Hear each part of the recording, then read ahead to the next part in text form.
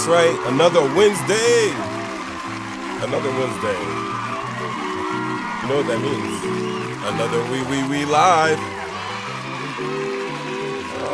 The children are singing our show for tonight. That's right, another Wednesday. That's crazy. Another Wednesday. You know what that means? Another we live. Oh, at least I know my sound's working. The children are singing. There we go. I love that. Beautiful. More yays, more applause, more air horn.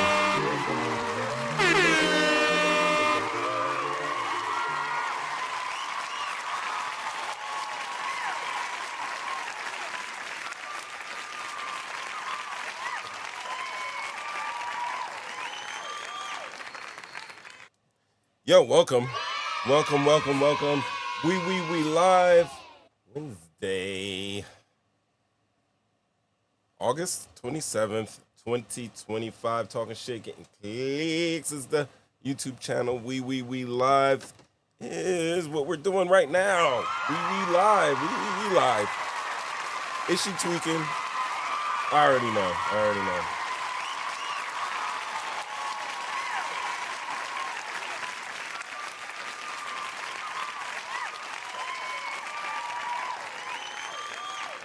What's up, everybody? How is your week going? I hope everybody is doing well and swell out there.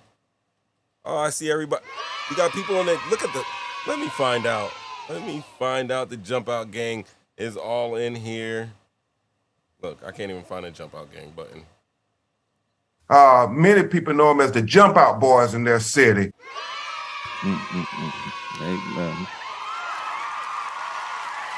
Gotta bring it in, create a vibe and ambiance.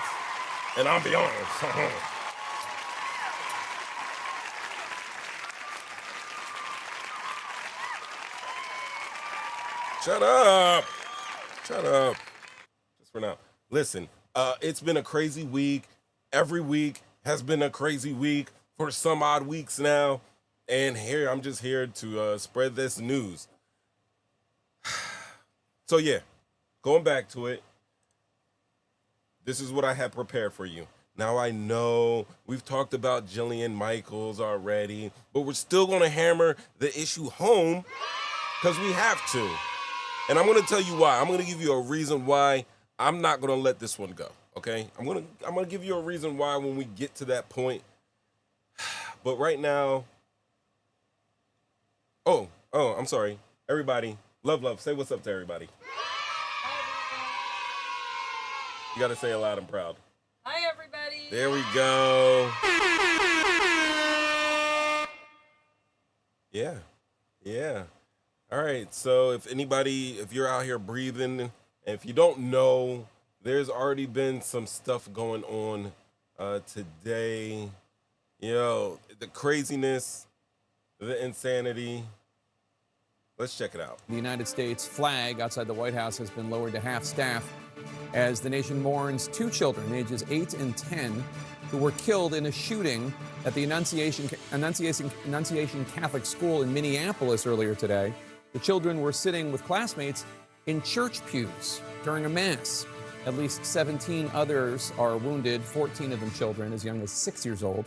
Oh my God. Yo, as young as 6 years old.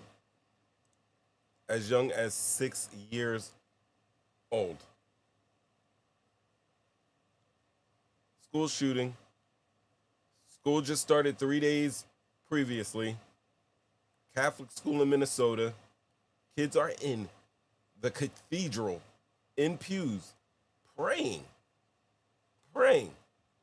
And this is what happens. Now, this is not the first time that a place of holiness has been shot up, has been disgraced, but the school year just started. Just for information's sake, let's keep it going. Just learned the 3 adult victims are parishioners in their 80s. The Minneapolis police chief just moments ago said all of the injured victims are expected to survive. The school includes students pre-K through 8th grade. This was the first week of school. The mayor of Minneapolis today expressing profound grief and frankly also some anger at the failure of our leaders to take sufficient, meaningful action to prevent the continuation of massacres like these in the United States.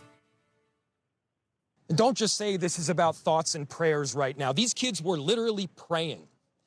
It was the first week of school. They were in a church.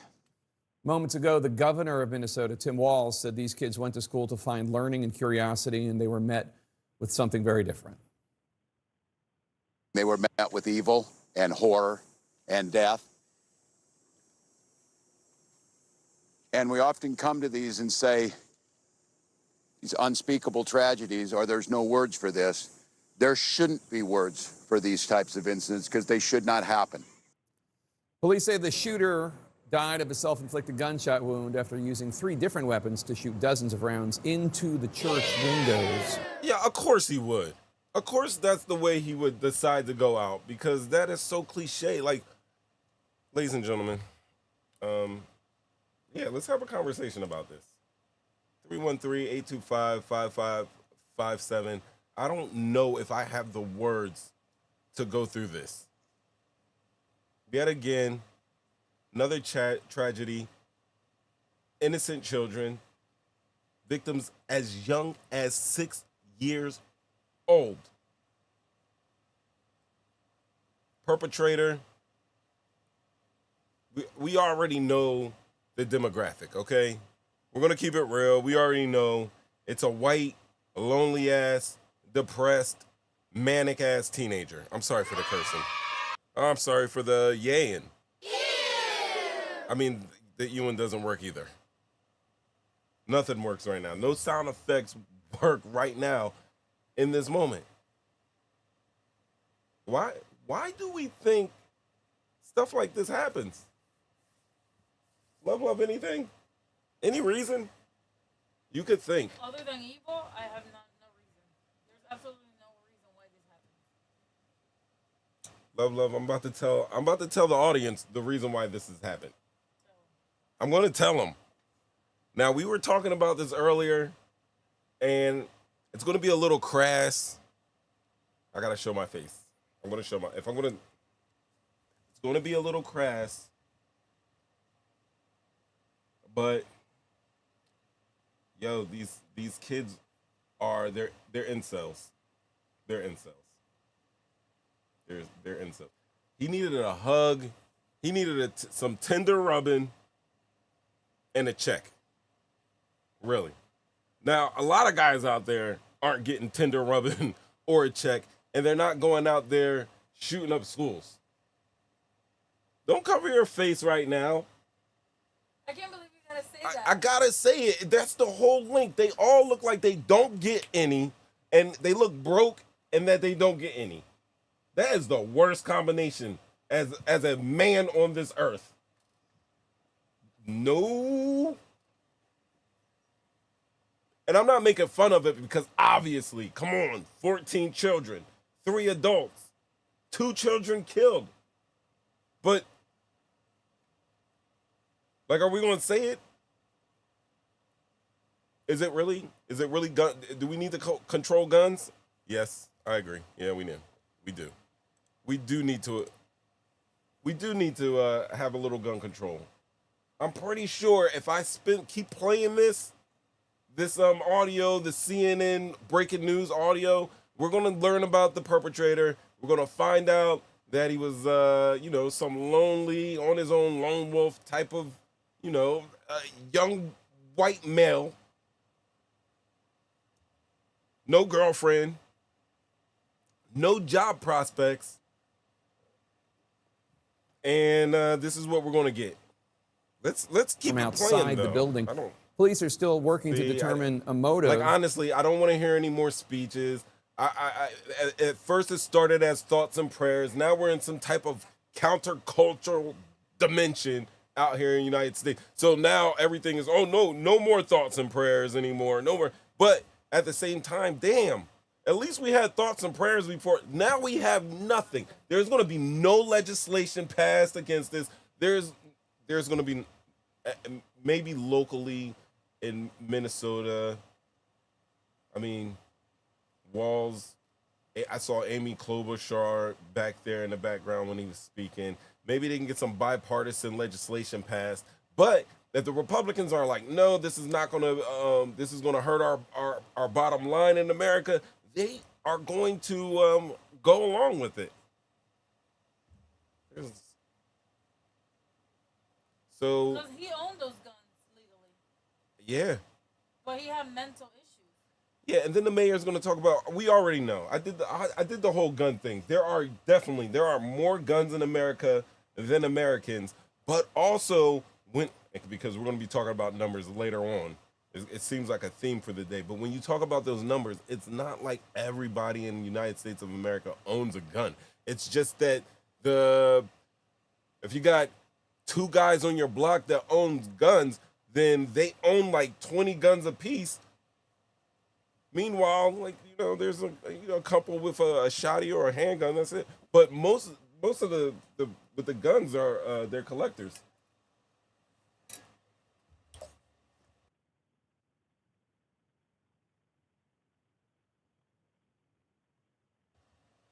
Love says she wants a mic. She needs to do some talking. You see this, ladies and gentlemen?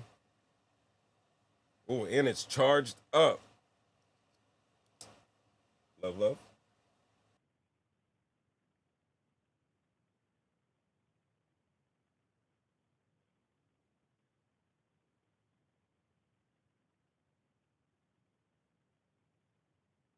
All right. Let's see. Let's put you in here. Do I even have this thing hooked up? Yeah, I have it hooked up. I don't remember which one it is. Say something. Is it working? Oh, there she is. Am I? Yep, yeah.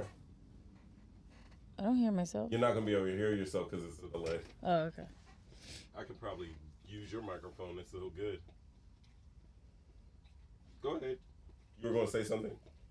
No. Okay. You wanted the mic. She wanted the mic, but she didn't want to say anything, ladies and gentlemen. I wanted the mic because I can hear myself, and I sound like I'm just butting in, like in the background, not like I'm contributing anything to the show. So if you want me to contribute, here's the mic. There you go. Hand it over. Yeah, the mic is yours. All right, but here we go. Starting off our. I may not even say anything, but just in case I do. I got you. Thank you. But halfway through the week, this is what we have. We have a school shooting here. What do you think about it?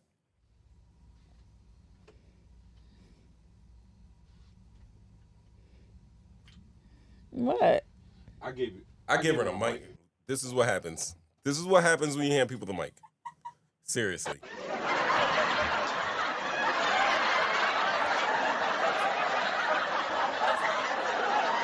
Oh my God, that's too much laughter. That's too much laughter, right? All right, so what I was doing actually before I handed you the mic, we're going to. They're not all right. So CNN isn't going to show the guy who has done it. Based on the ample evidence. Let me check real quick. It's all over social media.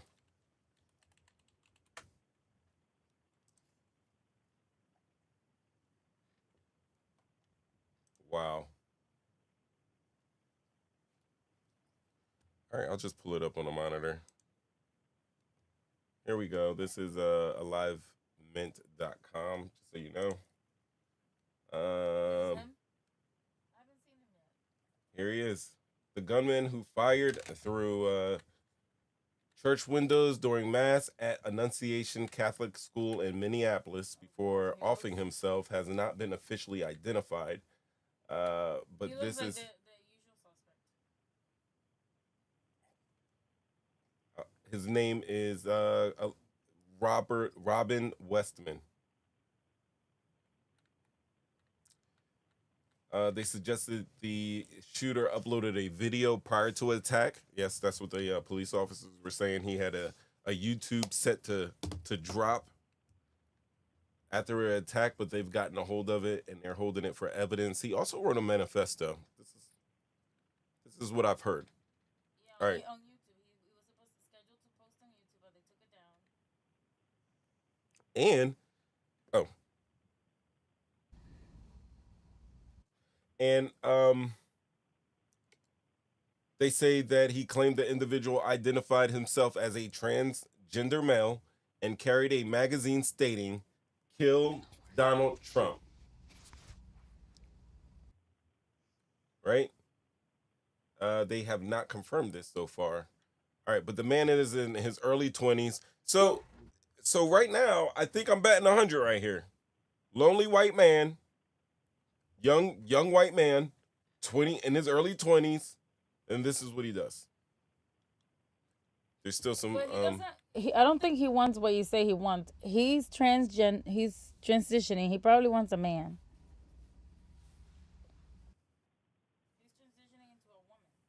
Yeah, but I mean, I honestly, I don't understand what his gender or transgender has anything to do with this. What do you mean? It affected his mental health. When you're transitioning, you go through a lot of treatment that it affects your mental health. You're already going through a lot because you don't feel like you're in your own body. You feel like you're not what you're meant to be.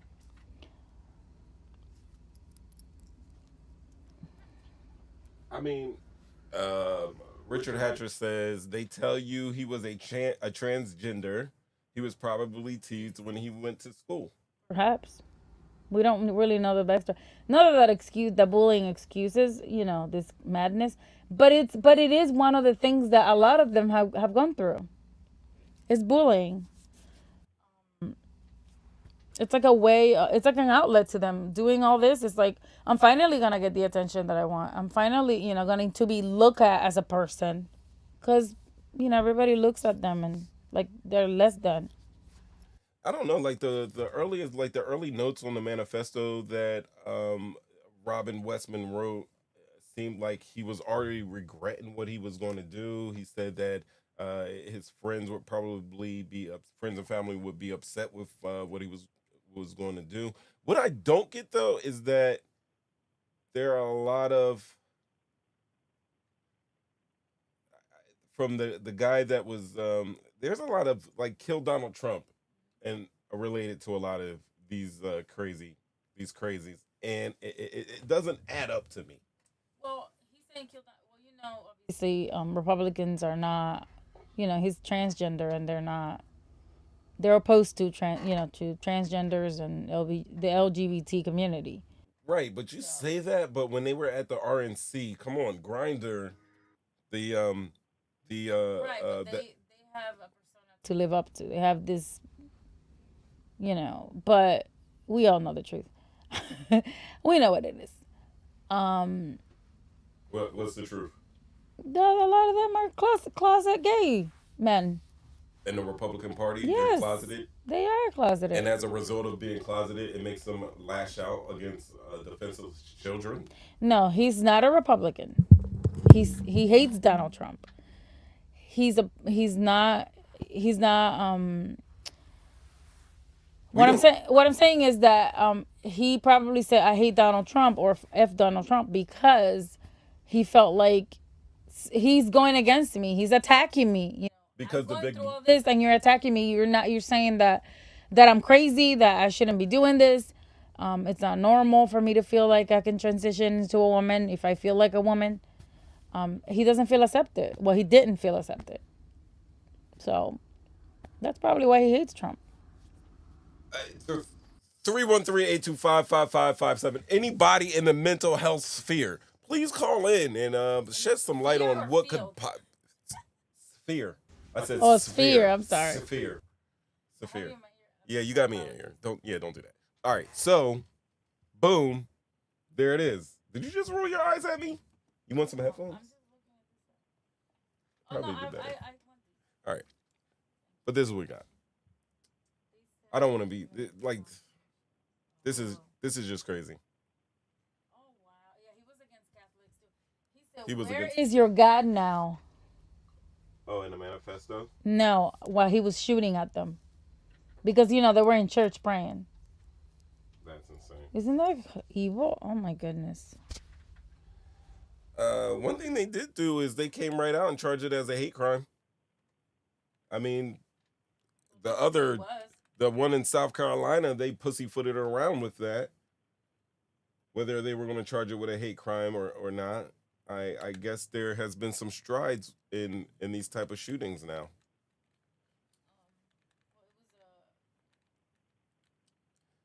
They say President Trump wrote on Truth Social that he had been briefed on the incident. The FBI quickly responded, and they are on the scene. The White House will continue to monitor this terrible situation. Please join me in praying for everyone involved, he said. He went on Truth Social.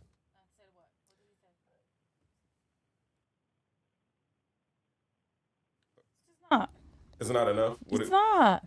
What should he be saying? Where he need to be coming out his face, get out the golf course, and put on his suit, and tell America, I'm with you at this moment. It's unfortunate what happened, but he's not gonna do it because he's gonna say, "Ooh, I'm over here saying we need to own guns, and this guy owned guns legally. That's not gonna be a good look for my people." So I might just say a little message on here and do one of these and call it a day. Right, but that's where I end it right there, because this is I am approaching a certain age, so since my childhood, I have been witnessing school shootings, mass shootings, from people going postal to kids going and shooting up schools to people going on online rampages, just shooting random people, to people going to Walmart shooting people, to people going into grocery stores shooting people. Like, I'm not gonna lie, I'm totally hard. When I heard this, I was like, that's terrible. That is terrible, because there's some babies in there, there's some kids, but I mean, was it Connecticut? Connecticut, they shot up the school with the little babies in there during Obama's term, killing little tiny children. Sandy Hook. Yeah, there you go. Thank you. Thank you. Yay for that information, because I was like, Stony Brook, Sandy Hook. Yeah, definitely Sandy Hook. Like, this has happened so much that I have developed a crust. Like it's not even, it's a part of everyday life. No, this is normal. No, this is normal now. It affects me every time it happens, just like any other one. It does for a second, but it doesn't sting as much. I think, as a mother, as parents, yeah, we should be concerned. We have a child that's in school at the moment. Right. Well, she'll start next week. And it's scary. It's scary. Not only for our child, but for everyone else's child. You know what I mean? It's scary out there with any child, just, any other classmates can come in and then your child will never be back home.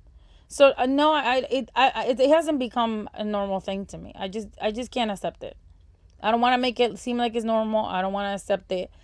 I will never accept it. And I think something has to be done. Probably not going to happen, but it really should be.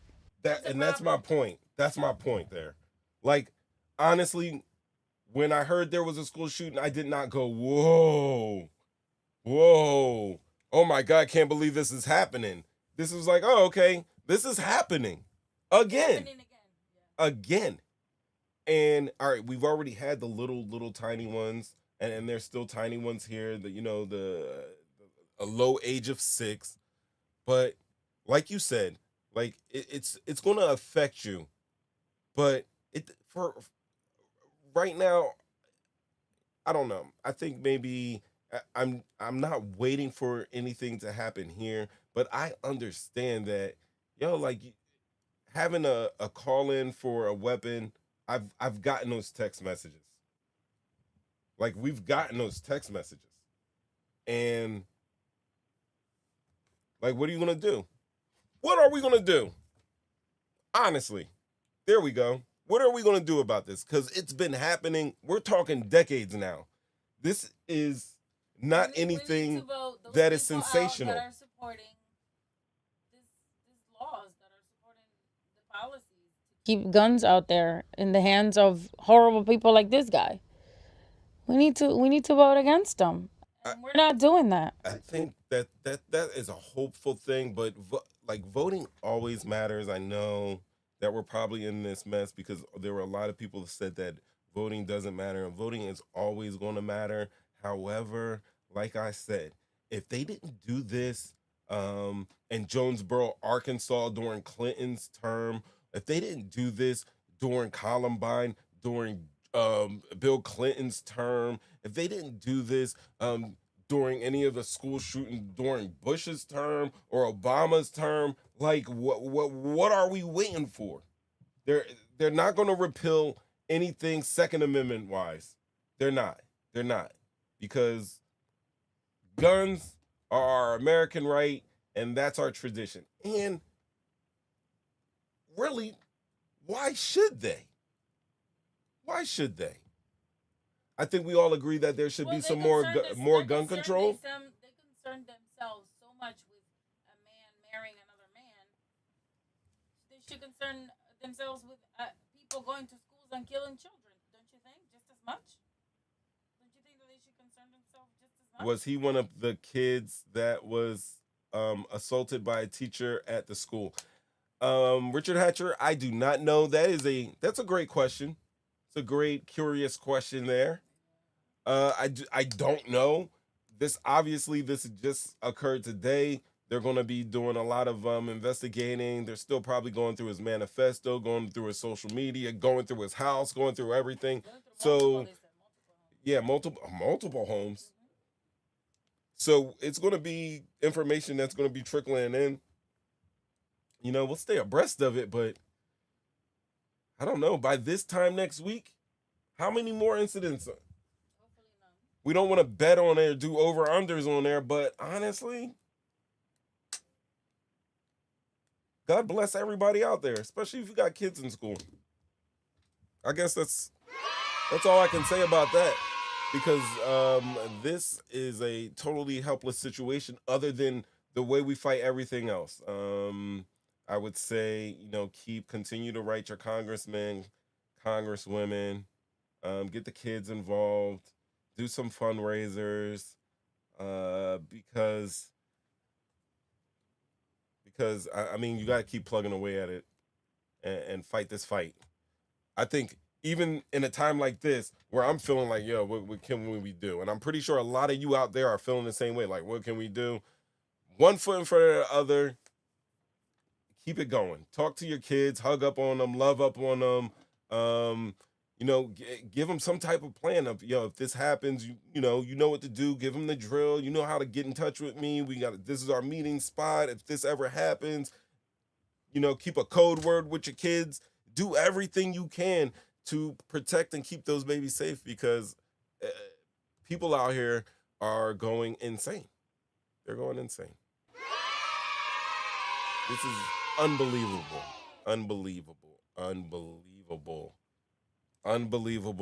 I need a music break in between this. I think I need the drums. We live. Mo 3 times. Have love in the building. Wednesday, 7:30 p.m. We are locked in right now. We got a call-in line. It is 313-825-5557. I'm keeping an eye on it. I got an eye on the chat. Keep the chat rolling in. Let me know.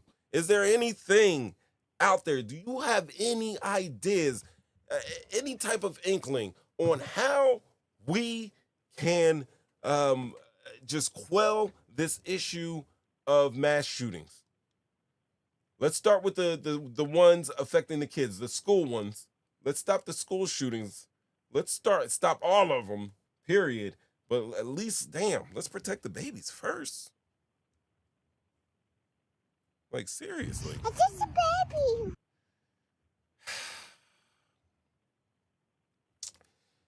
Yo.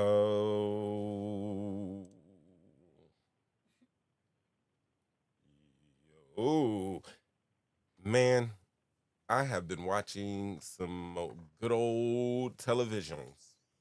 I sure have. Yo, did anybody watch the Hurricane Katrina documentary? This is on Hulu. On the Hulus. Yeah, I think I'm season 1 episode. I'm on episode 5. I just got done watching episode 4. I'm kind of late. I did hear some people talking about it, and I remember I was deployed to Iraq back during the time of Katrina, and I remember I was on KP, which is kitchen patrol, basically kitchen duty. That day. It wasn't like I wasn't in trouble or anything, but yeah, I was up. My name was up, and I had to go do KP, which basically means I had to frisk the civilian contractors, basically some Pakistanis that were working for the dining facility. All right, and watch them and make sure everything came off right.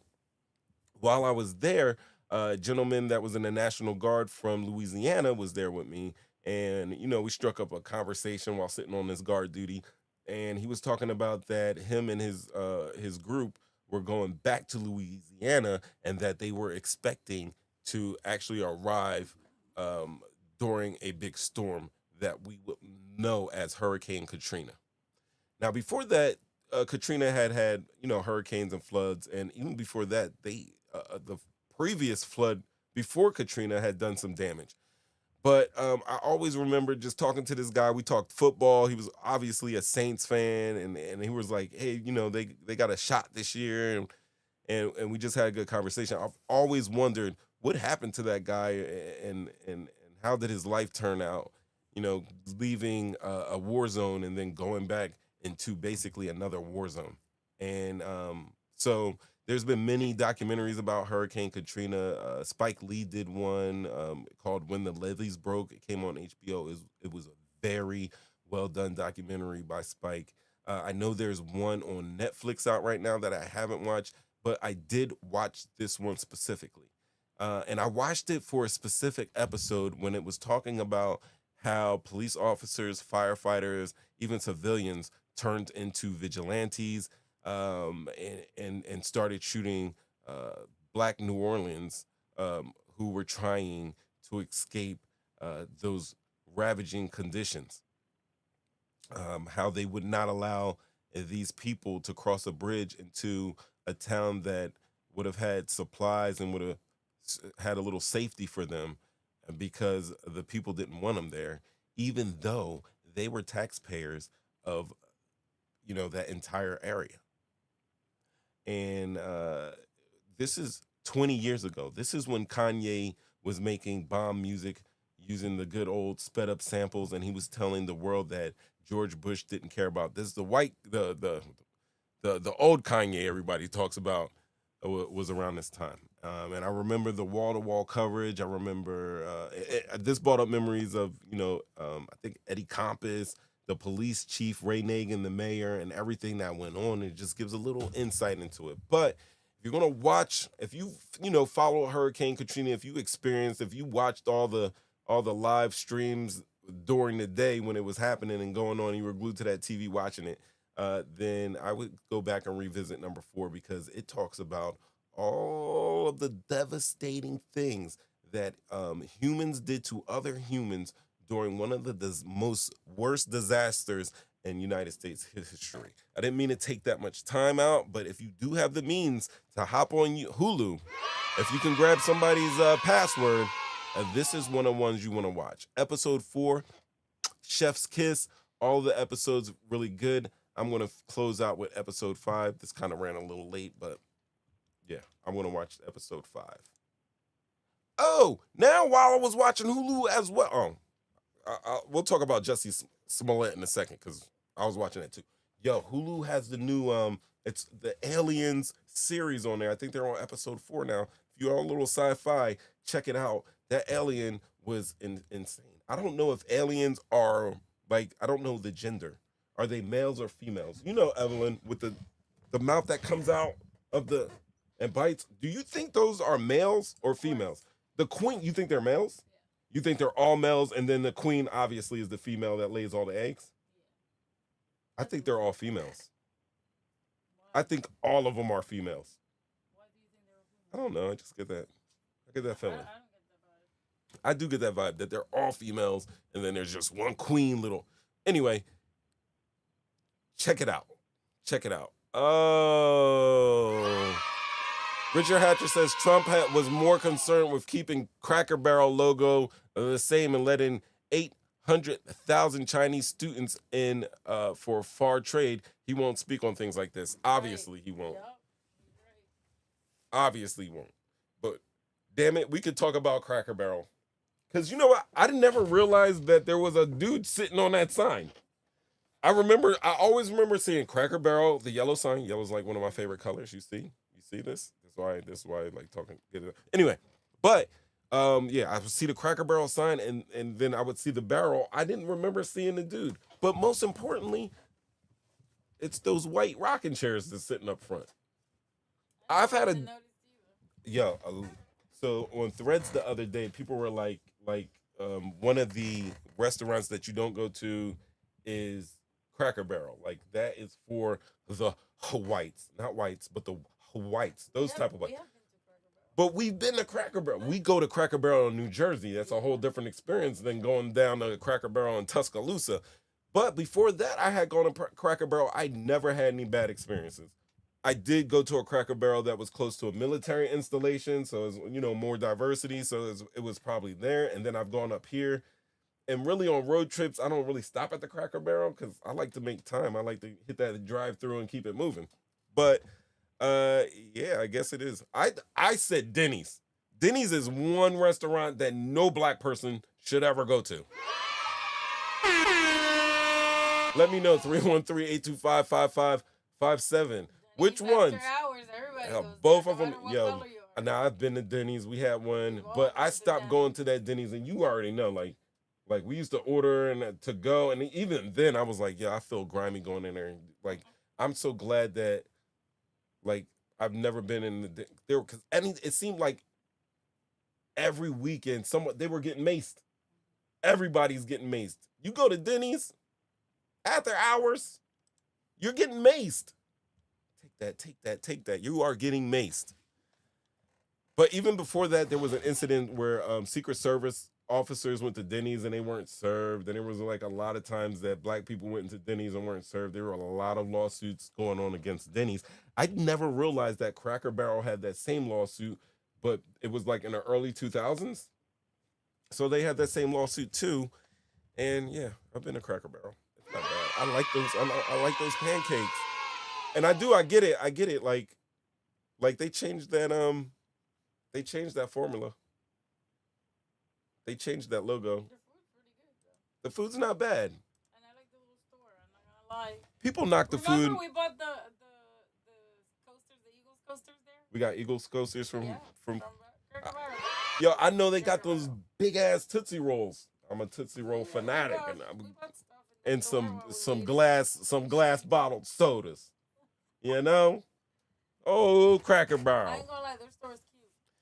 People talk about the food, but you know what? Everybody's a foodie now. Everybody needs to have a effing pork tenderized and reduced duck pancreas with a lemon pepper emulsion. Just craziness. But ain't nothing wrong with that food. There's nothing wrong with that food, with that Cracker Barrel food. But Denny's, no. Cracker Barrel in the South, no. Waffle House, that's for the world. Waffle House for the world. All right, I don't want to get you off topic. We will get to Jillian Michaels, and we're going to ask, is she tweaking? We already know the answer. Hell yeah. Huh? Jussie Smollett. I was wondering. Oh, you saw the. Yo, did you see the Jussie? Coming. Let me tell you something. What did you think about the Jussie Smollett? I just watched Jussie yesterday. I didn't watch it. I may watch it. Oh man, you gotta watch it. Call in, let me know. But yeah. So the truth about Jussie Smollett, this is the perfect title. The only reason why it's the perfect title and what makes it the perfect title is that question mark at the end. Let the children sing. Let the air horns blow.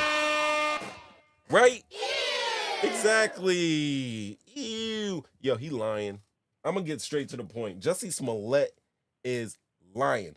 Jamel Hill was on Threads the other day talking about, and this is what actually made me watch the truth about Jussie Smollett, because y'all already know how I feel about Juicy about that.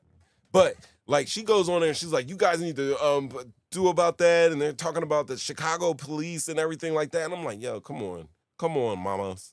You know that man is guilty AF. You know ain't nobody in their mind going out at no 2, 3 o'clock in the morning for no Subway. Even if he was trying to go to the Walgreens or he tries to straighten up the story, anything like that, that's all he's doing. He's cleaning up the story. But in this documentary, he's talking about all the filthy ish that the Chicago PD and the prosecution department did to him. And you know what? He's not lying about that. Let the children sing. He did set it up. Those 2 Nigerians, I am 100% convinced that, yeah, he set it up with the 2 Nigerians. But also, this is the deal. He had resources to get out of it.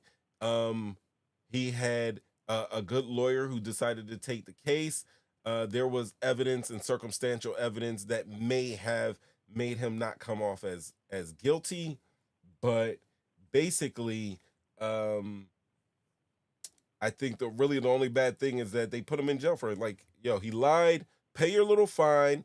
You lied, pay your fine, do your probation, and keep it moving. They did too much. They kind of over-prosecuted Jussie Smollett. Honestly. I think that's the telling thing in there. But also, I'm not going to play they did it to this black man. Like, he had no business putting himself in that situation. We already know. Oh man, you know what? I had the Steve Harvey one. You know how it is. You know how it is to be black out here. When he's talking to Monique, like I missed that sound effect because you know how hard it is to be black out here, and you're sitting in here with the world is your oyster. You're on one of the hottest shows on television. You just inked a recording deal. You just inked a recording deal. You're on one of the hottest shows on the planet, and then you messed that up. And then after all of that, because of that, you got all those actors fired. And some of those actors I haven't seen in anything else since Empire. Mind you, the makeup people, the best boy, the key grip, the dude that does the lights, the dude that does the catering. You messed up a lot of people's bags, Jussie Smollett.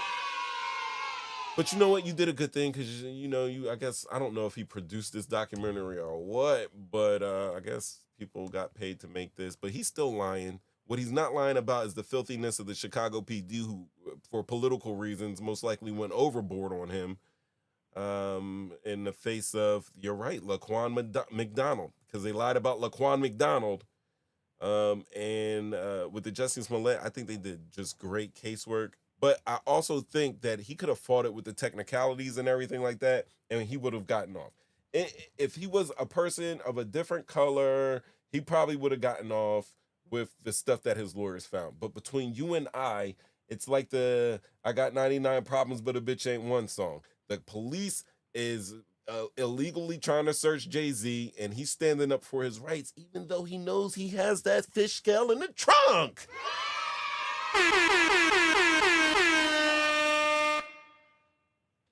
So Jussie has the fish scale in his trunk, and the Chicago PD turned the body camera off, beat him up real quick, took his package, took his wallet, and then sent him to jail too. So basically, exactly what Ramit said. The cop was dirty as well. They even allude to the point that the police officer, the lead investigator, working the Jussie Smollett crime, showed up to the scene drunk. He had been drinking just previously before his son. Just little things in there. Anyway, check out the Netflix documentary if you don't believe me. It was well done. They do present a little, did he really do it thing? You got to watch it, but do not be dissuaded. He guilty. He did that. They watch it. I don't know.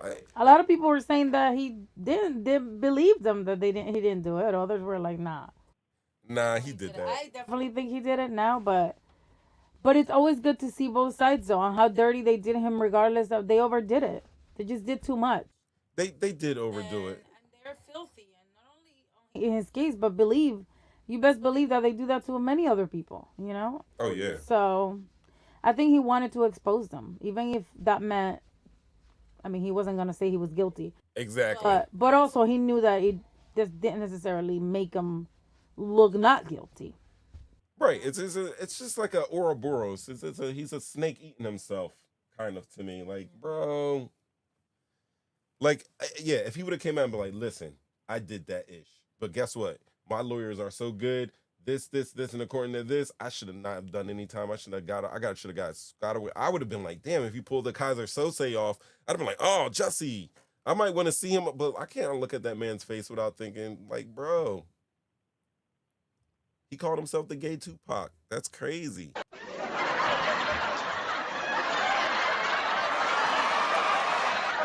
I gotta stop it. But he did. He called himself the gay Tupac. On stage. Like he was some type of warrior king. And then, oh man. I'm about to give it all away. Then he does the interview with Robin Roberts. I want to show the interview with Robin Roberts real quick. Forgive me, guys. Indulge me, please. My goodness. Robin's face, man. He was like, yo, all right, I just gotta, this is like 16 minutes long. We're not gonna go through it all, but. Musician and actor Jussie Smollett sat down with me for his first interview since that night in Chicago. Smollett told me how he's doing now and responds to those who doubt his account. I'm pissed off.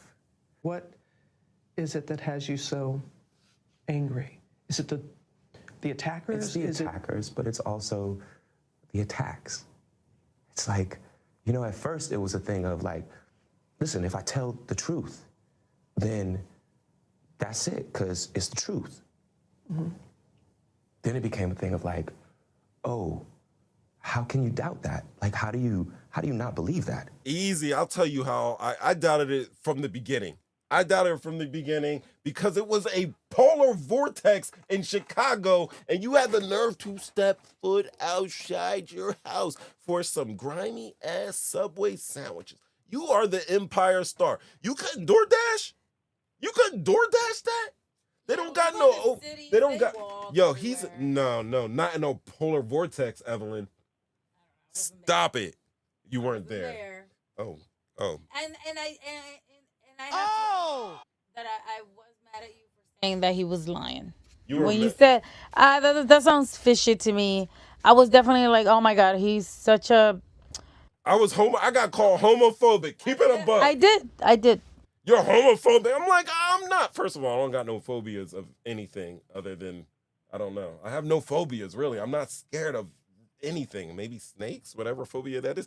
But I'm definitely not scared of somebody who doesn't share the same sexual proclivities as me. That's just a piece of him. I was not being homophobic. I was being, listen, I wasn't being blinded by the moment. I understood that we had a Me Too thing coming out. There were people like they were beating up gay people, and always gay people were being abused. We're going through 2019. We're post Trayvon, right on the cusp of Black Lives Matter. We've had, we're at the time of a shitload of police shootings, and he comes out, and because the thing is, I'm a black man. I just know there's some things that I'm not going to do. I'm not a gay black man, but still, there are still similarities just because our blackness and our maleness. And one of those things is not going out at 2 o'clock in the morning during a polar vortex. And if somebody puts a noose on me, I am not keeping it on me to be like, oh, look what they did to me. I'm taking that off my neck post haste. Also, yeah. Yo, they're MAGA wearing MAGA hats. This is MAGA hat, and then called him the F word, and he punched them back. All that whole story was trash, and still is trash to me right now. JumpOut Gang, what you think? Many people know him as the JumpOut Boys in their city. Called me homophobic. Puh. Puh. Really? Seriously, puh. Called me up. My homeboy was like, yo, blah, blah, blah, blah, blah, blah. And he was like, yo, I'm sorry. He's like, I'm sorry. I got caught up in the movement. Bro. I did too. I believed him. You believed him. I sure did. He's not that good of an actor. I don't believe him. Look at Robin Roberts' posture. By the way, Robin Roberts looks amazing right there. Robin Roberts is like 70 years old. No, she was like 70 years old right there. And you see her forehead when he says something. So why you do that in your 40s? No. I'm just saying there were wrinkles in her forehead because she don't use Botox. That's all I'm trying to say. No, she don't. Not in her forehead. That when Jussie said that, her forehead went up. Hold on, let's just see if you got more lies. Hold on. I walked out of the hospital. Why do you think you were targeted? Look at that. Back Look into at the it. hospital. Was Look at the was rock. bruised, but Watch I your wasn't. rock. Nothing was cracked. Like I walked into the hospital. I walked out of the hospital. You see that little What does that mean? when she hit him with the dimples and the nod forward? You know what? I think I might have a special talent of body language. A body language talent. 64 years old. She is As of not. today. Robin Roberts is 8. It was messed up. She is how old? 6'4". She's 64 years old. Mm-hmm. That's Hollywood age. You got to throw 8 more years on that. Robin Roberts like 72. Straight up. Botox is everything but her forehead because her forehead wrinkled when he said that. And I don't think. After a while, your forehead will wrinkle even with Botox. Yeah, but she's doing an interview with Jussie Smollett. Like, she had to get a freshened one before that. She don't use that. He lying some more. You see him? Hold on. I can tell he's lying. Then Donald Trump said something. Look at that. See those little forehead wrinkles? Let's go. Yeah, those wrinkles Made that barely statement. I saw it. I don't know what to say to that. You know? I appreciate him not brushing over it. And there is no doubt in your mind what motivated this attack. I could only go off of their words. I mean, who says empire, this MAGA country? Oh, by the way, when this is all happened in the documentary, the person who calls the police is his quote unquote creative director. You see, I had to hit the chimes there. I hit those perfectly. What does a creator director do? Make up lies and stuff. He be lying. Juicy lying.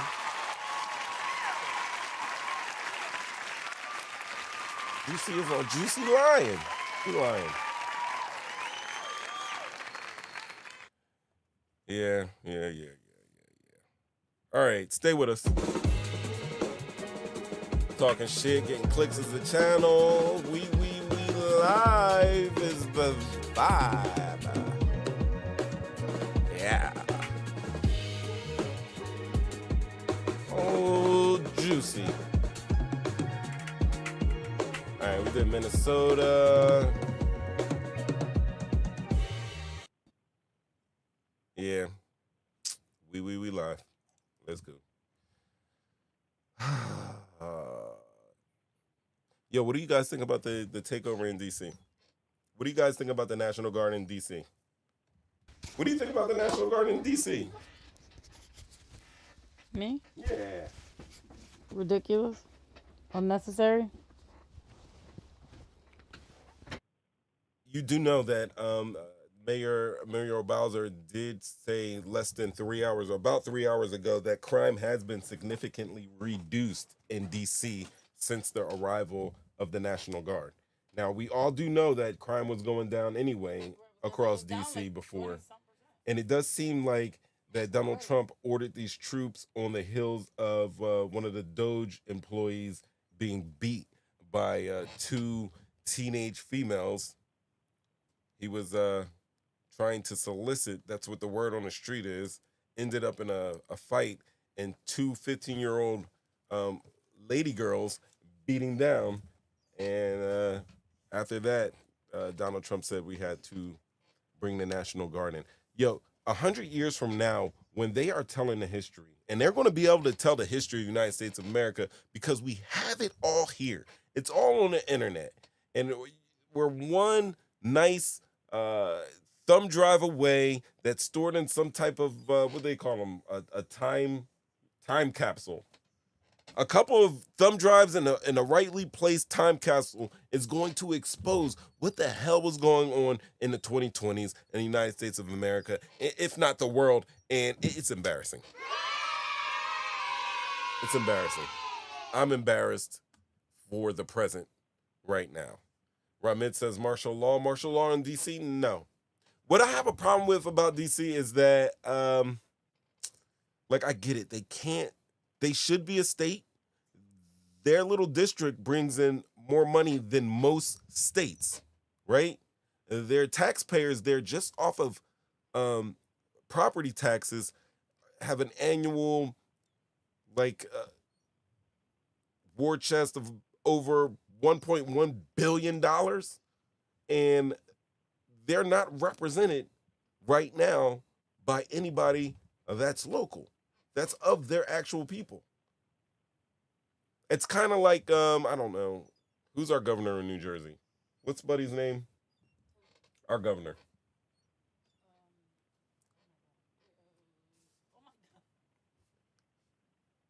Exactly. Oh, I can't think of his name. Exactly. I know his name. What's his name? Come on, I'm gonna give you a second.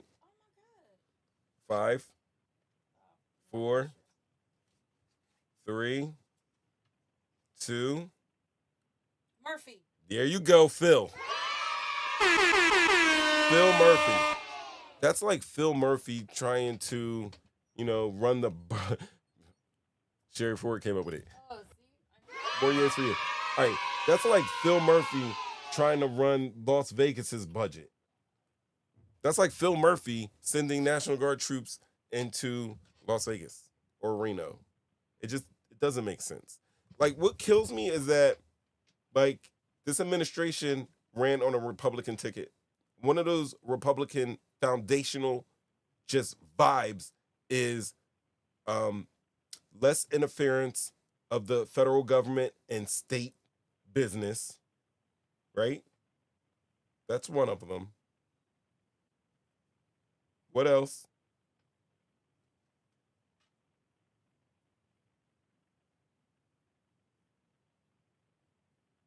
I don't mind it being quiet right now. But what else? Because everything that we were told was going to happen, well, I already knew it wasn't going to happen, has not happened. It's the opposite. Republicans don't believe in states' rights. We know this isn't really a Republican regime. It's more of a MAGA regime, an ultra-conservative right-wing. It's a cluster of whatever. But they're not arguing with it. Shouldn't our Republican brothers and sisters, our conservatives, be like, yo, Trump, you're overstepping. This is not about that. Or is it a lot of them still see it as a means to an end for them to get what they want, and they don't mind trampling over everybody else's rights to get what they want? They only believe in the Constitution when it involves them and them only. Everybody else can go to hell. This is a significant portion of our population that has this attitude. So what are we going to do about that? They don't mind breaking the rules as long as it suits them.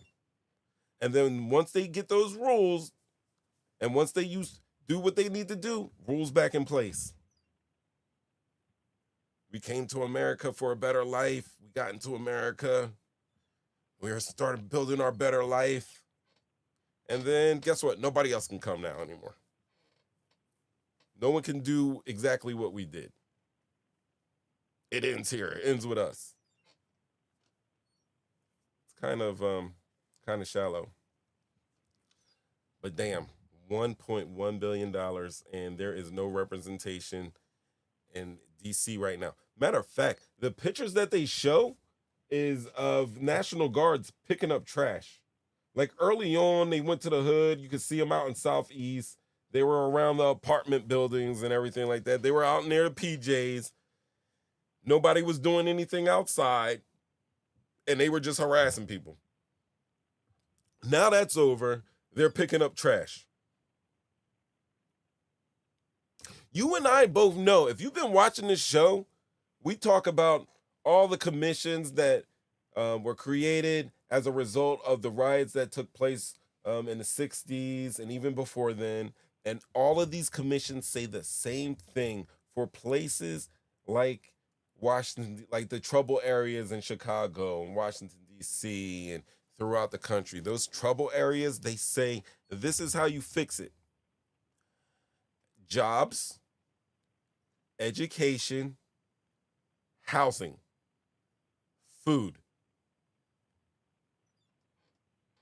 Right?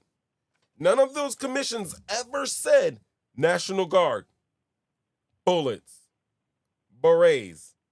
They never say that. To fix the problem, it's education, jobs, housing, food. No National Guard. And yet, over and over and over again, we try to fight in these special areas of the country, these problem areas. We try to quell it by force.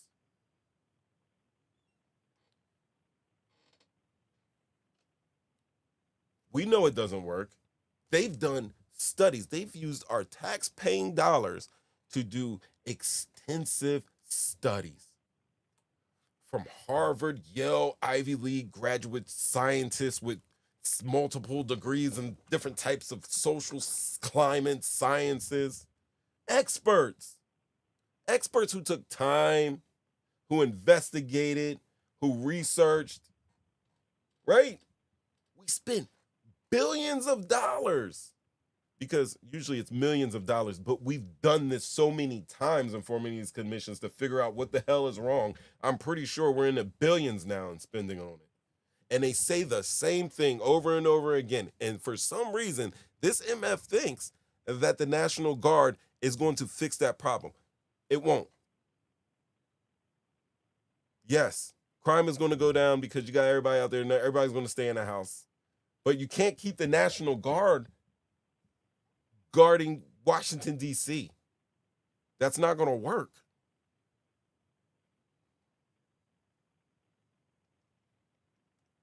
Donald Trump admitted that even before the D.C., there was no emergency. There was no emergency in D.C. He said that in a press conference.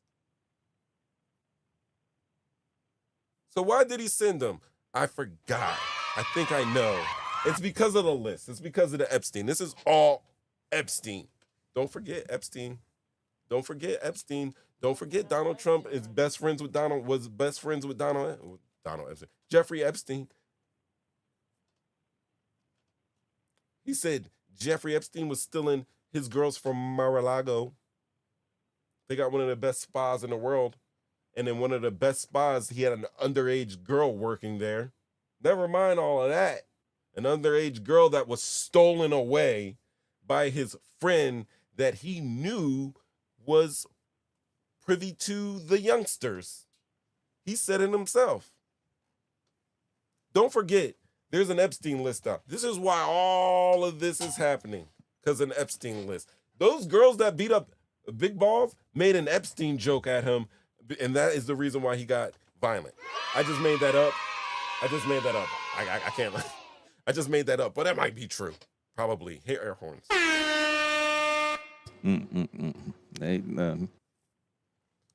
But that's what we got going on here. I mean, they should have sent the National Guard to Minnesota because, damn, it seems like more people were harmed there than D.C. has been harmed there. They don't. Yeah, they probably would. Yeah. Children are dying. Where's the National Guard for Minnesota? We're not going to see it because they don't care about Minnesota. He doesn't care about D.C., but he does care about those Epstein files, and he will do anything in his power to distract us from it. Aww. Don't be distracted. Ladies and gentlemen, that's right. We live almost 3 times. We live. There's no we without you. Channel talking shit, getting clicks. Show is called Jillian Michaels. Is she tweaking? Oh! Is she tweaking?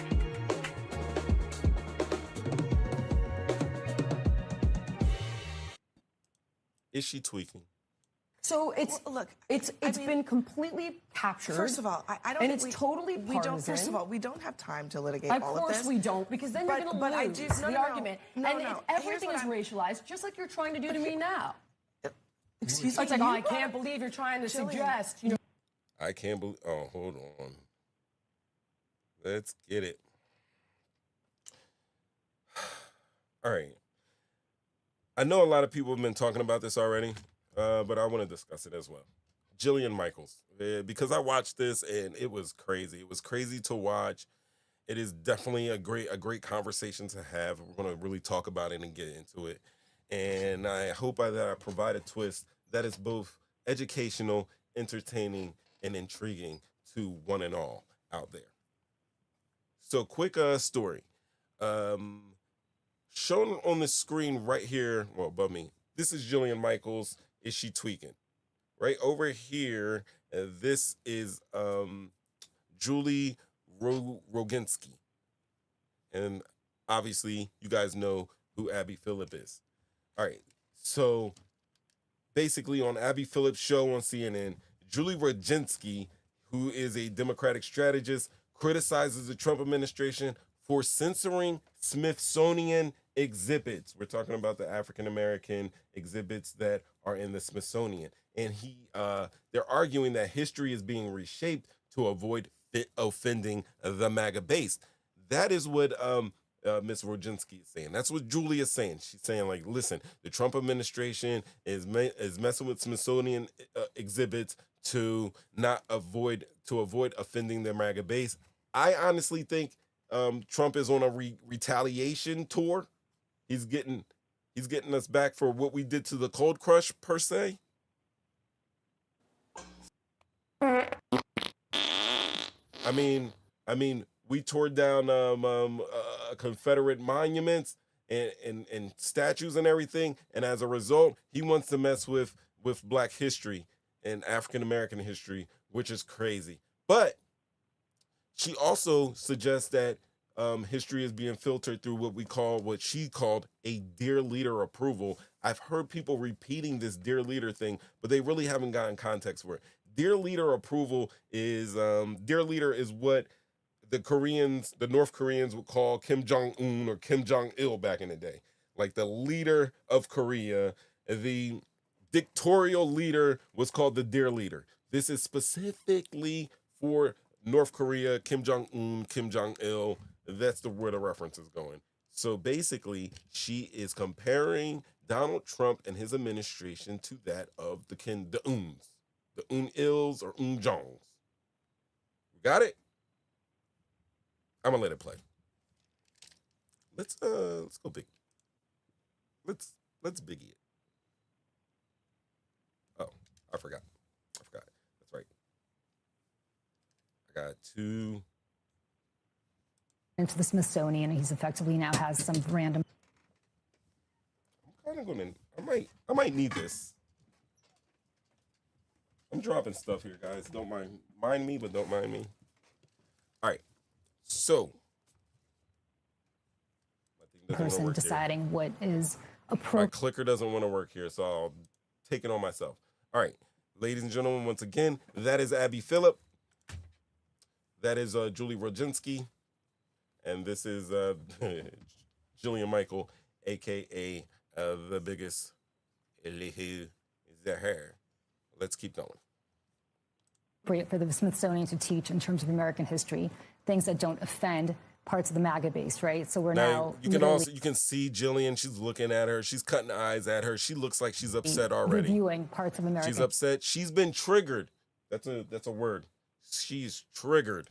History and parts of American culture to make sure it comports with dear leader and what the MAGA Can we organization address wants. some of those things that are in there? Because have you looked at some of the things that are being reviewed? Slavery was a bad thing that was to talk about. Okay. Like, he's not whitewashing slavery. So he's not? He's not. No. Okay. He's not whitewashing slavery. Gotta watch. Whitewashing slavery. So he's not? He's not. No. Okay. He's not. And you cannot tie imperialism and racism and slavery to just one race, which is pretty much what. Now she is saying you can't tie slavery and imperialism to one race. She's basically saying, hey, look, you jerks. I stop picking on white people and saying that white people are the cause of slavery and that they are the chief supreme violators of human rights of black people in America. That's basically what she's saying. Keep going. Every single exhibit does. But let's talk about the fact that when you can't tie slavery. let's talk about the fact. I mean, slavery in America was. Do you realize that only less than 2% of white Americans owned slaves? But it was a system of white supremacy. You realize that slavery is thousands of years old? White people were. Do you know who was the first race to try to end slavery? Well, what's controversial? I'm very surprised. This is an extraordinary exercise in historical revisionism. I'm really surprised. Do you realize that? Jillian, I'm surprised that you're trying to litigate who was the beneficiary of slavery and who was not. What I'm trying to tell you is that in the context of American history, in the context of American history, what are you saying is incorrect by saying that it was white people oppressing black people? Every single thing is like, oh, no, this is all because white people bad. And that's just not the truth. Like, for example, every single exhibit, I have a list of every single one. Like, people migrated from Cuba because white people bad. Not because of past. Yes, no, it's in there. That's what I'm saying. You don't actually know what's in there. Do you know that when you walk in the front door, the first thing you see is the gay flag? Jillian, you have a lot of stuff in front of you. Yeah, I do, because I don't. Wow, she went to a gay flag because you walk through a door and the first thing you see is a gay flag. She's covering all of these little conservative bases here. What are you talking about? Okay, I'll give you an example. Yeah, please. There's one called Change Your Game, right? This has been an installation there. All right, I'm going to stop it right there because that's basically the big crux of all of this that's going on. But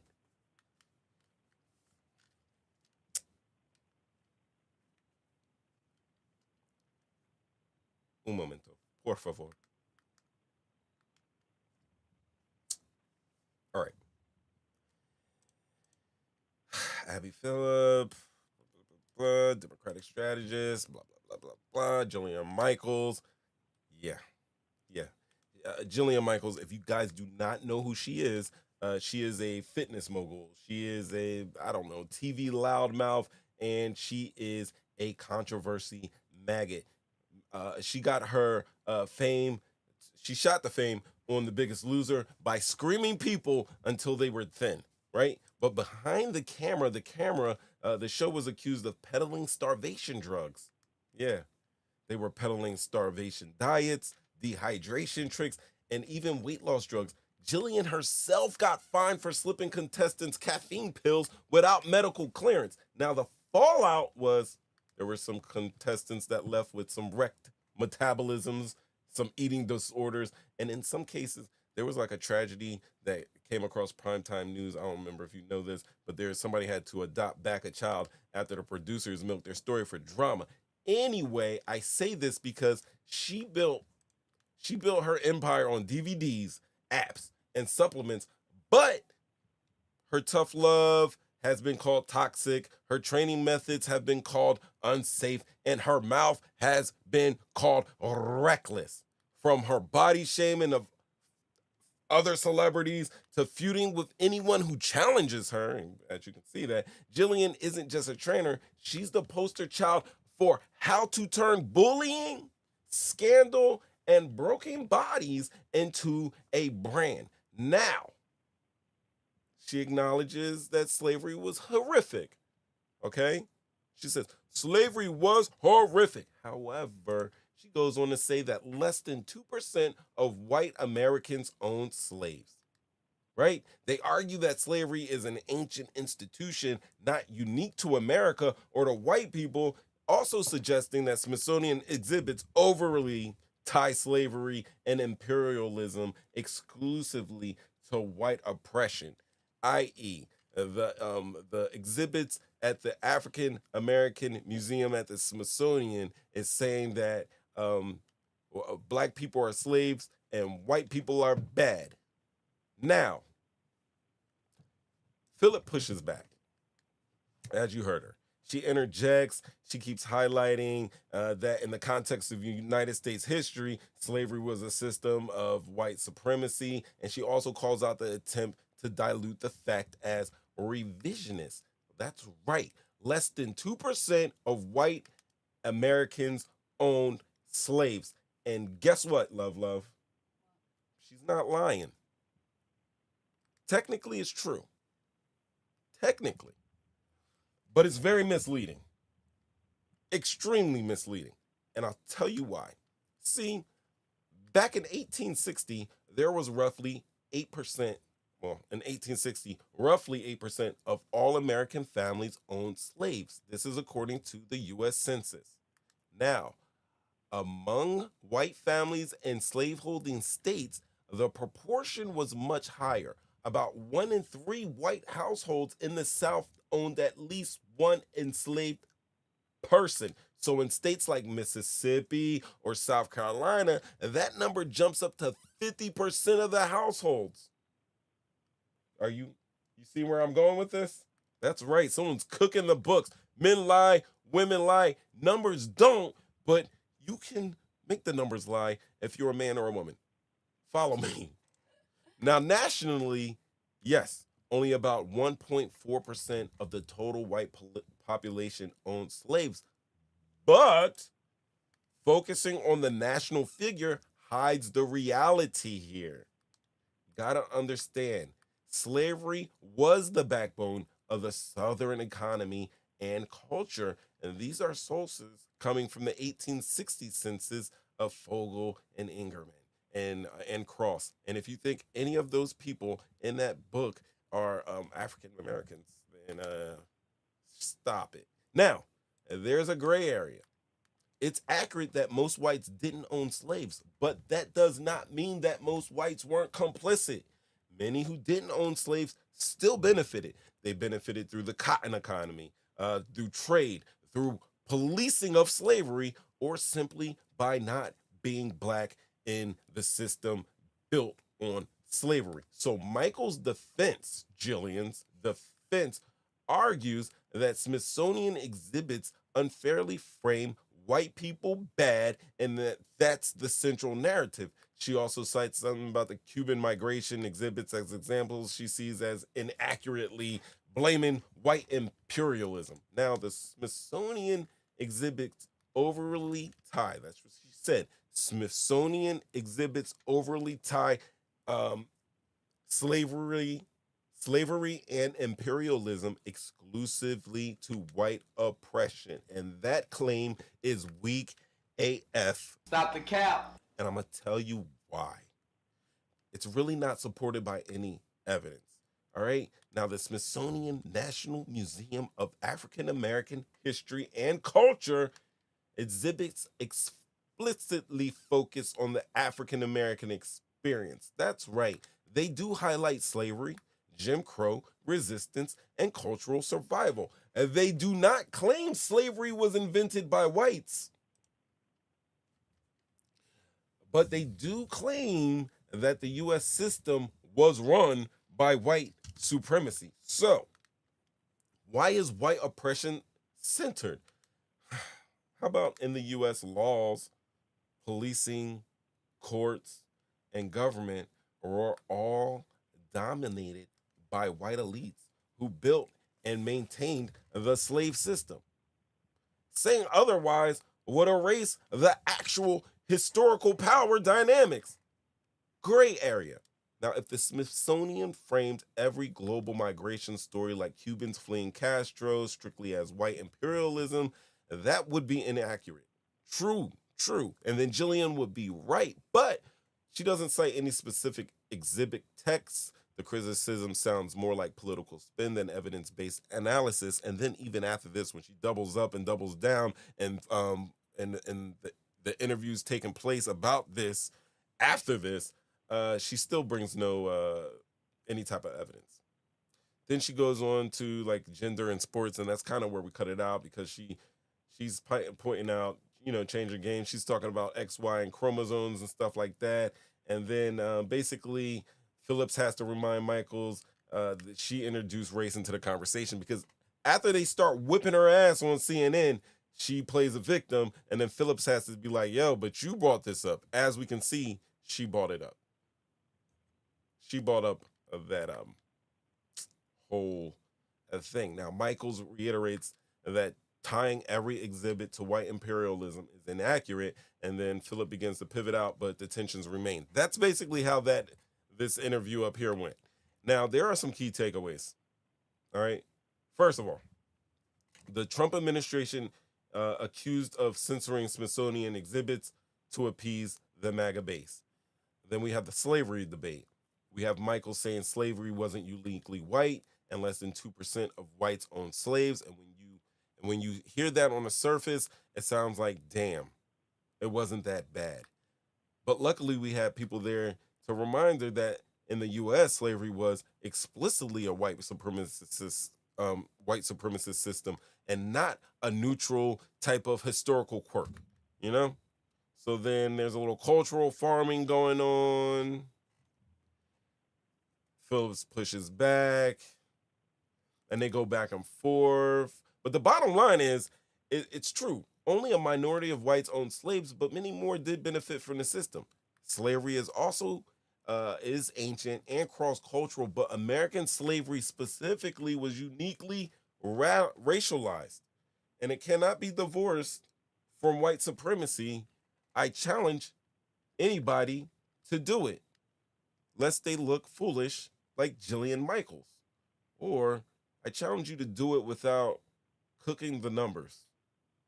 Now, the claim that the Smithsonian exhibits are revisionist or overly white people are bad doesn't hold up when we look at the actual mission and the content of those exhibits. So the gray areas there are in the framing, the national versus regional ownership rates, and how exhibits contextualize global versus U.S. slavery. But the core attempt here is to minimize slavery, guys. It's not about race or not really about whites. Falls apart when you look at the U.S. historical records. So that's what we got. Smithsonian. And I'm going to show you guys, if you allow me, let me tie this into something that is very extremely interesting. And really what I want to tie this into is a little history. Just a little history. I really do. I'm going to. She tweaking. She is tweaking. Now, I know we got Black History Month, and there's some people out there that'll be like, why ain't there White History Month? And since, we're getting rid of the education department and no more CRT and no more African-American history classes or anything like that, I decided that, hell, I give up. If I can't really talk about Black history, I'm going to talk about white history. Love, I'm going to do white history tonight. Shall we? No. She said no.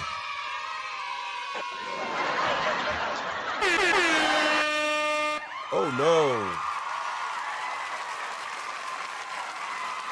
We're going to do white history tonight. Let's talk about the United Daughters of the Confederacy.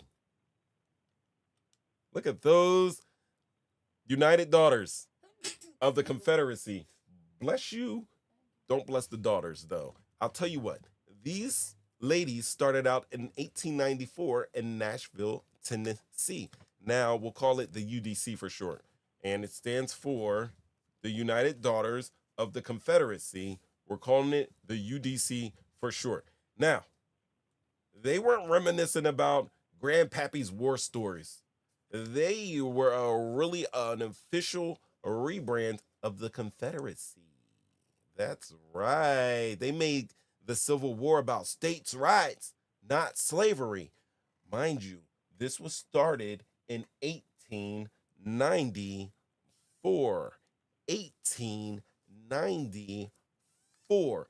Now, they talked about make the Civil War about states' rights, not slavery. That was their goal. to do a little revisionist history, kind of like Jillian over there. Now, turn slavery into something paternal, like a civilizing mission. They're going to elevate Robert E. Lee, who's on the right, and Jefferson Davis, who's on the left. Yeah. They're going to turn them into marble saints. They're going to talk about this lost cause mythology. That's their invention. Those ladies invented all of this. And let's talk about the chief contributors of here. Let's start with Mildred Rutherford. She was a UDC historian general. Look at that face. She was dubbed the apostle of the lost cause. She gave speeches. I don't know how she did give speeches with lack of lip, but she gave speeches. I'm done with you. I'm sorry. And she wrote pamphlets. Pamphlets were like the memes of the day. And she said, enslaved people were the happiest laborers in the world. They're still trying to turn textbooks into calling enslaved people interns or laborers, just like Mildred Lewis was doing in 1894. There was also Caroline Merriweather Goodlet and Anna Davenport Raines. They were founders of the UDC. They pushed for the Confederate memory to become institutionalized. And these two old biddies. Oh, this is Laura Martin Rose, or Rose. That's what they used to call her. Did you know that she wrote the Ku Klux Klan, also known as the Invisible Empire? In 1914, she made a children's book that literally praised the Klan as heroic. A children's book to get to the children. But we'll talk about textbook terrorism, guys, because they were the originators of it here in America. See, the UCD didn't just want monuments. They're going to have those too. They wanted your mind. They pressured school boards to adopt their vision of history. So if a textbook called Slavery Evil, it was blacklisted. Did you also know that publishers were bullied until books depicted enslaved people as faithful and content? Huh? Rutherford also published a measuring rod for textbooks in 1919. This ain't the book. This ain't it. There it is. A measuring rod for textbooks and reference books. You see, schools, that's all the public schools, colleges, secondary education, and libraries where they go to do all their research. That's Django shaking. She made a checklist that teachers had to reject anything that did not glorify the Confederacy. Now, the results of all of this was generations of kids, both black and white, growing up believing slavery wasn't so bad, right? They instilled a memory in these kids' heads. Some people call it instilling a memory. I call it indoctrination. And then they go on what we call monument mania. Like most Confederate statues weren't built right after the war. You guys should know that. Most of those Confederate statues were not built after the war. They popped up between the 1890s and 1950s, right in the Jim Crow era. The UDC raised money for these things. They petitioned the cities and they dedicated bronze generals in public squares. Now, these monuments might have been memorials. If you went through the indoctrination of the UDC and you grew up going to those schools, you might look at those statues and be like, damn, that's my history. That's my heritage. But they damn well knew that for another part of the population, a significant part of the population that was treated insignificantly, that those monuments would be intimidating to black communities. They normalized Confederate flag. They normalized pledges and rituals as heritage. There were polite lace ladies with ugly ass politics. Now on the surface, they had teas. Look at them. They had nice little old ladies. If you didn't see that flag hanging up back there, well, I would know. but you would know too. They had teas. They did charity work. See, I was throwing out so many of those black and white old photos that I had to give you something update to let you know that it's still going on today. Right? They talked about being manly on Sundays, but underneath all of this is raw racism. Women being girly girls. You heard of that term? I'm a girl's girl. These weren't girls. They opposed women's suffrage. Suffrage was, women's right to vote. They obviously didn't want black women voting. And then they pushed things called racial etiquette. The little guides that remind black people of their place. Such as if I'm walking down the sidewalk and you're walking down the sidewalk, I gotta stop and move out of your way and pay deference to you. If I'm walking out of the sidewalk and there's no room for me to walk around you or pay deference to you, I gotta step down in the street, in the mud puddle, as you walk by. Looking down at my feet, still tipping my cap. Yo, they thought lynchings were necessary for order. You see these women here? And this Ugg mug right here? Look. Those are bodies hanging. These are black bodies hanging that they all came out to watch, wearing their finest Sunday threads so they could socialize and fellowship with one another while black bodies were hanging from trees. And these women said these lynchings were necessary for order. I mean, they published works praising the KKK. They wrote poems. Right? It's not that long ago, Jillian Michaels. It just seems like she's now the new face of some old ass gaslighting.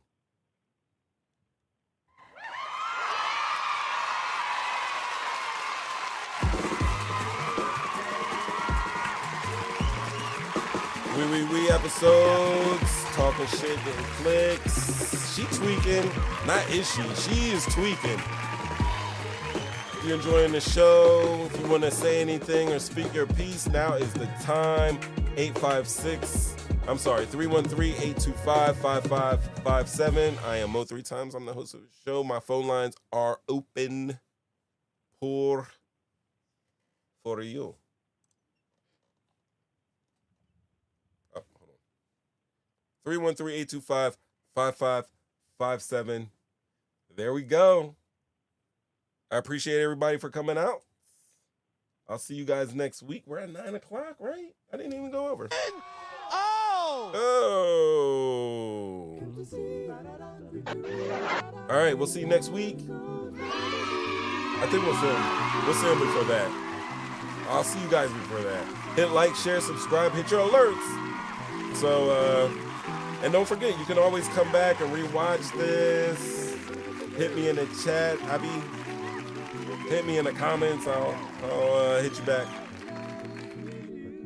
Do all of that. And you guys have the great rest of your week. Have a great weekend. Holidays are coming up, and I'll see you before that. But once again, it's talking shit. Getting clicks, that's the channel. We episodes live. We live. There is no we without you.